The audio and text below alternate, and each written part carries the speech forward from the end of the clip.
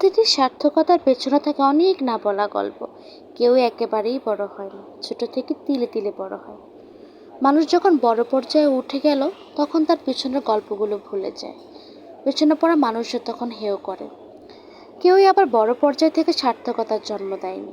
পিছিয়ে পড়া মানুষদের মতোই কষ্ট করে আছে তারা সফল। দেখুন, বিভিন্ন দেশের প্রেসিডেন্ট, মিনিস্টারও একসময় পথের ভিখারি ছিল। আজ তারা কোটি কোটি টাকার মালিক। তাদের কষ্টের সফলতার কারণেই কিন্তু আজ তারা এত বড় পর্যায়ে। দয়া করে পেছনের ইতিহাস ভুলে গিয়ে মানুষকে হেয় প্রতিপন্ন করবেন না। কে বলতে পারে যাদের হেয় করছেন তারা আপনাদের থেকেও আরো বড় হতে পারে। আপনাদের চিন্তা ভাবনা বদলান, দেখবেন আপনার আর তার দুটো জীবনই খুব সুন্দর। আমাদের কিছু কিছু মানুষের কিছু কিছু কমেন্টের কারণে আমাদের জীবনটা মাঝে মাঝে খুব বাজে পর্যায়ে চলে যায়। সো কারো ব্যাপারে কিছু না জেনে, না বুঝে, না কমেন্ট করে নিজের জীবন নিয়ে ব্যস্ত থাকুন, দেখবেন আপনার জীবনও সুন্দর, তার জীবনও সুন্দর।